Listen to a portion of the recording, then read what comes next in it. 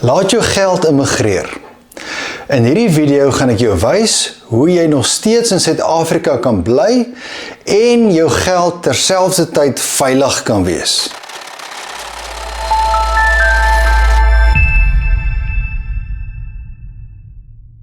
Hoe kan jy nog steeds in Suid-Afrika bly en seker wees dat jou geld veilig is? Nou, ons almal ken die situasie in Suid-Afrika, baie keer is ons bekommerd daaroor, baie van ons het al oorweeg om te immigreer.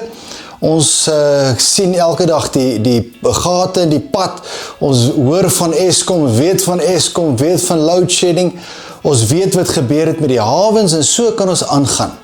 Nou die laaste verkiesing het iemand die opmerking gemaak that South Africa dodged a Zimbabwe bullet. Dit kon net sowel aan die kant toe gegaan het. As die ANC en die EFF saamgesmelt het, dan het ons in hierdie land moeilikheid gehad. Ons het die beste verkiesing gekry wat ons kon kry. Verder is ons reservebank op 'n baie goeie plek en kan ons gerus wees dat die mense wat daarin beheer is, die regte besluite neem. Die probleem is, as daardie mooi prentjie of die bietjie mooi wat ons het uitmekaar uit gaan val. Iemand sê die ander dag, al wat moet gebeur in Suid-Afrika, Suid-Afrika moet vir 1 maand vergeet of nalaat om hulle SASSA te betaal.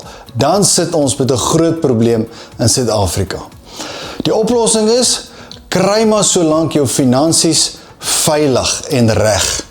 'n klompie jare terug, as ons praat van buitelandse beleggings, en nog steeds vandag is daar baie mense wat sê, jy moet diversifiseer, en dit is die groot motivering oor hoekom mense geld buiteland toe vat. Vandag, as ons kyk na die situasie in Suid-Afrika, het dit al hoe meer dringender geword om jou geld uit te vat. Die rede is landsrisiko. Nou, landsrisiko is as daar 'n sosio- en ook ekonomiese situasie is, wat jou finansies in 'n land onveilig maak. Dit is waar ons op die oomblik in Suid-Afrika is. Einde 2023 gesels ek met David Joshua. Nou David het die boek geskryf, The South African's Guide to Global Investing. Baie interessant, David is bly in Kaapstad. In Houtpaai het hy 'n huis, maar hy het ook 'n huis in Londen. Hy vlieg eenmal 'n maand oor Londen toe, doen sy besigheid en dan kom hy weer terug. Ek sê vir hom, David, why don't you live in London? Why don't you stay there? Sy antwoord is die volgende. Hy sê, no way mate.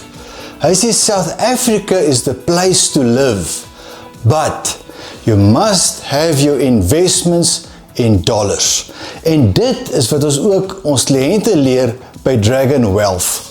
Veral as 'n mens dink in terme van langtermynbelegging, skuif jou binnelandse beleggings soveel as moontlik oor buiteland toe. Nou, hoe doen 'n mens dit? Wat moet 'n mens in plek sit? Heel eerste moet jy die intensie hê, moet jy die plan hê om dit te doen. Alles begin met 'n plan.